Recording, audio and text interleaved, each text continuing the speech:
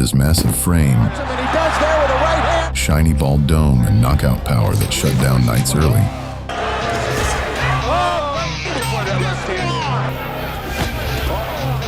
Eric Scott Esch, better known as Butterbean, became a global nightmare.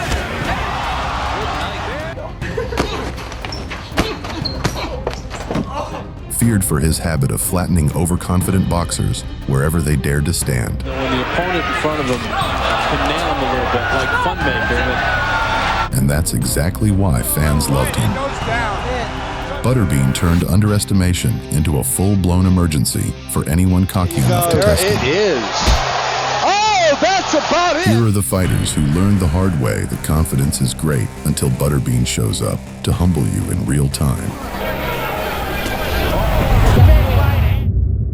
When Peter McNeely faced Butterbean, it looked less like a fight and more like a full-on rescue mission. For him to be fighting under these circumstances, certainly has had a long time where he was under drugs and heavy there.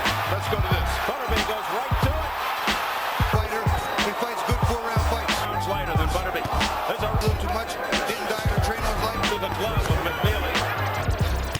Oh, he missed with the right. Butterbean showed up like it was just another day at the office, landed his signature KO, and clocked out before McNeely even knew what hit him. Obviously somebody knew something, but a little bit of money went on McNeely. Oh, McNeely's head back. Another uppercut. It's all Butterbean. McNeely ready to go. And that's it. 80 steps in and stops the fight. The ref had to step in before the fight turned into a full-on physics lesson on falling objects. That's enough. That's what you call overwhelmed. Butterbean versus Jackie Beard, a matchup with more chaos than a late-night bar fight and about twice the combined body weight. Beard coming right at Butterbean. He does want Tyson. He thinks, look, he feels that Tyson doesn't fight. Bean was doing a little hot dogging there. Yeah, they like pillows unless you get Round fighters. This is the second round of 3. Smiling through this round. Looking to load up that time 4 rounds with McNeely. And still managed to get him out of there. Bean is a tough man. Right, because Bean just wants to punch it out. And Bean says, come on. big right hand. And that dropped it. And I mean dropped it. Bean's been waiting for that shot. And there was nothing fluke about that. That's it. He's still out. I mean, when you... Just like Killer Bean can't stand noise, Butterbean can't stand fighters, especially the ones who think they've got more than 60 seconds to live in that ring. He will race across the ring and attempt to get Monaco down quickly and find out. Butterbean may end up having some longer fights than this one here. Monaco trying to work the jab on the inside. He busted Butterbean with a pretty good uppercut. You can see he's got a bodybuilder's physique. Just the opposite of Butterbean. He lands a good right hand. Oh, there goes Monaco.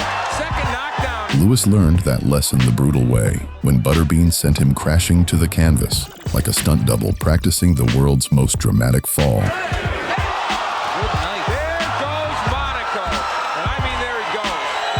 And good night with that. And all along, we didn't see any combinations from Butterbean. We saw him load up. What happens when a boxer thinks, sure, let's try MMA? You get Butterbean stepping into the cage against Thompson, a guy who looked like he'd just walked off a horror movie set. The bell rang, and in 0 seconds, Isn't as natural a boxer as Broughton.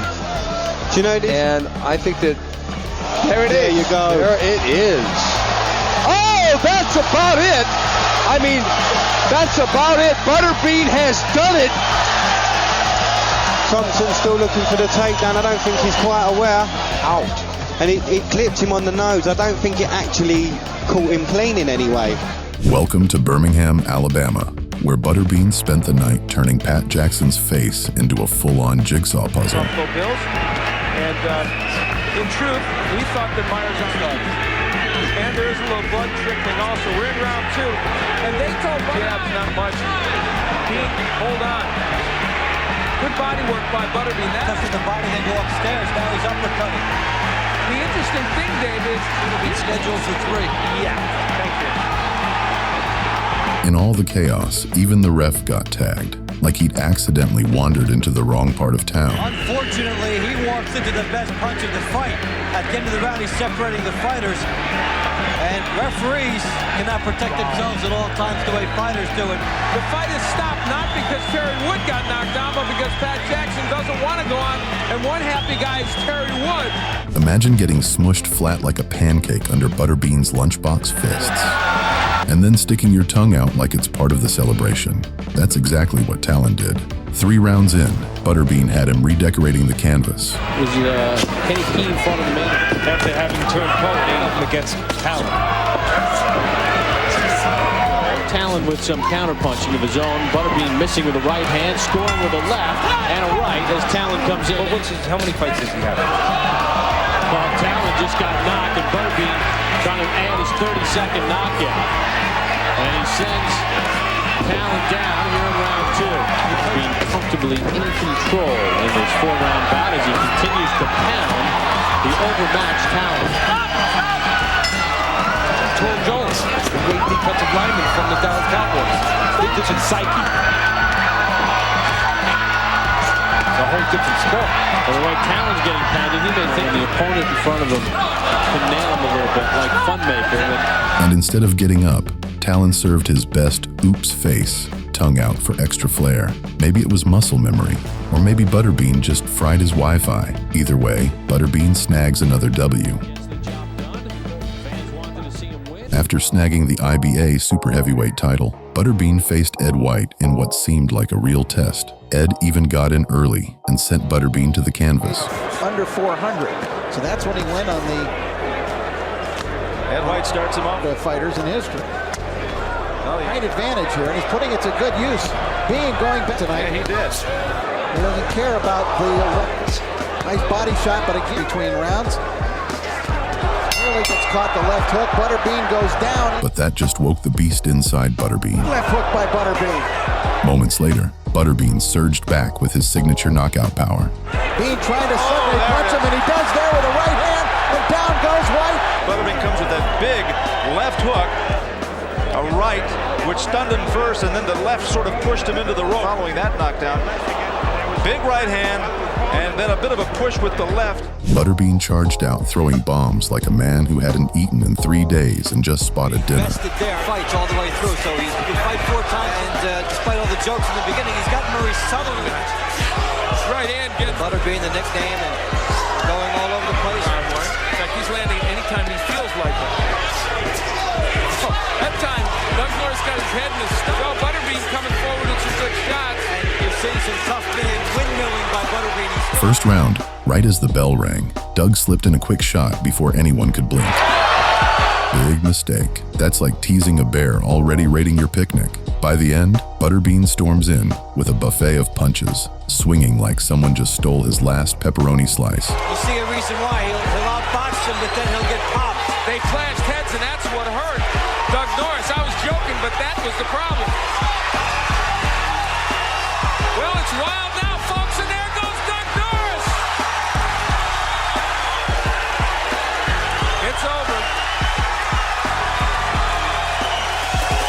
Winds up Eric Esch. He doesn't even like his own name mentioned. He said, I don't even like to think of myself as Eric Esch. He's his right hand there.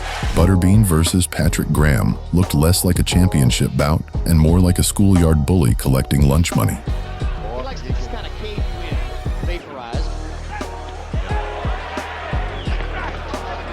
He's added a little left jab to it. Neil Clancy said his footwork's getting better and responds in the last 30 seconds of the round. He's up to the 10-rounders. He might have to give up his big wrestling thing. Lean to the head of Graham. Graham's shown a pretty good ability to take these punches, but Graham seems to be losing just a tiny bit of his will. Use his jab. He can do a lot. And Butterbean counters over the top of the jab. Butterbean's fists were like overdue homework slips, and Patrick just kept collecting detention after detention. And he winks at George while you're talking to him, and then knocks Graham through the rope, and Jay Nady has seen enough. 1-2, left hook to the top, right crushing to the body. Butterbean fights weren't built for marathon rounds, yet somehow Marcus Rhodes survived 2 full rounds without hitting the mat.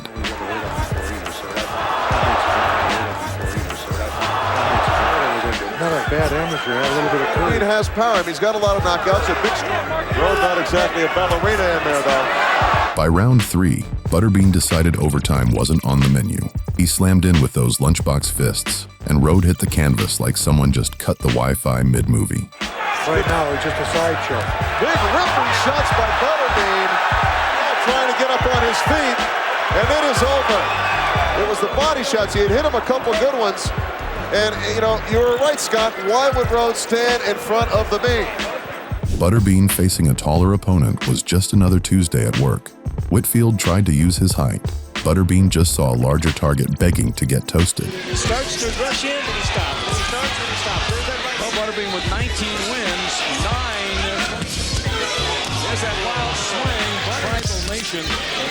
And Ed, you were talking about Butterbean trying to get that jab out. Spike Butterbean. Now he rushes in. He sees an opportunity to face some better competition.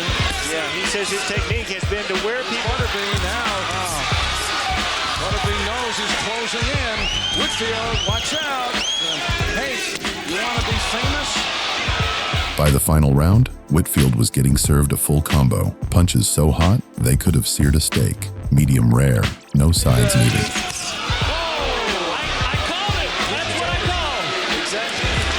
Affair, and now Whitfield is helped up, and that is it. You'd assume a bodybuilder would bring some kind of edge into the ring, but that theory didn't last long when seasoned bodybuilder Paul Springer made his boxing debut against Butterbean. The clock hadn't even finished its first lap before Butterbean introduced him to pure, unfiltered chaos. You know, like most in their debut, Paul Springer can probably give it, but can he take it? Lifted Paul Springer off the canvas, and this one is stopped right away. And trying to muscle on the inside, the right hand from Butterbean landed right on the chin, and that's the punch that did the damage. This was one of those fights where Butterbean put his power on full display. The bout barely survived 30 seconds of the opening round before Lindbergher was sent packing. Ultimately, of course, he's fighting.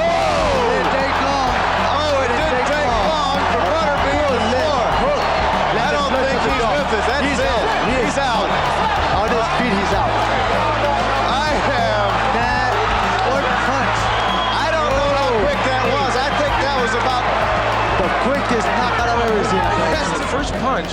Well, the second jab on him, there's that right to the body, and the left hook that landed flush on the jaw. Oh, that was a very wicked punch, and he shouldn't protest at all. That win locked up the WWA World Heavyweight crown for him, and even crowned him with the legendary nickname, the King of the Four Rounders. The bell rang, and Kenny Craven treated the ropes like an old buddy, leaning on them like he was waiting for the bus.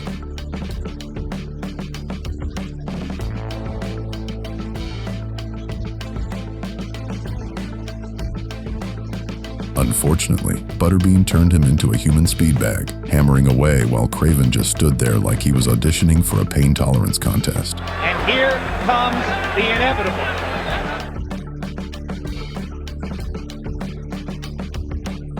Eventually, the ref had seen enough of the rope-hugging experiment and stepped in, saving Craven from becoming a permanent part of the canvas scenery.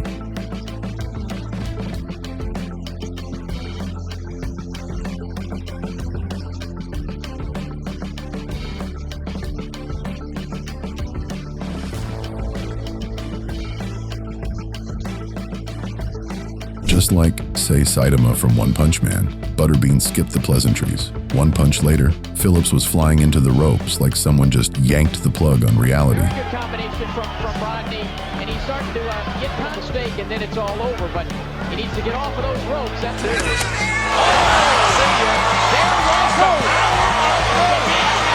Doesn't know where he's at, and it is over. The waist, chin up in the air, and see ya. Big power. The Butterbean dropped the gauntlet. Losing to Butterbean was basically a rite of passage. No shame if your record already looked like a mixtape of L's. Baker stepped in, maybe hoping to survive round 1, and Butterbean just shrugged. Next customer. He is all over his opponent, James Baker, has him down in the first round. Baker, by the way, 1-5, has been knocked out in the first in his last 4 fights, and this one is over. Brian Henry showed up thinking he could outpunch Butterbean, basically like trying to out-eat a grizzly at an all-you-can-eat buffet. He swung big, missed bigger, and Butterbean gave him a fast-track lesson in gravity. Back and one, so don't expect him to lay down. Gets a good left from Butterbean, trying to stay up. Wow, these guys are hitting hard. Oh my goodness, here him on, right on. Oh, 2, 3. That's it. That's all. That's all. That's it. It's over. One thunderous punch later, Henry's legs started dancing the cha-cha, and even the ref had to step in, reminding him how upright works. That's it. It's over. No more. No more. If you love these epic knockouts, hit that like button and subscribe for more jaw-dropping action.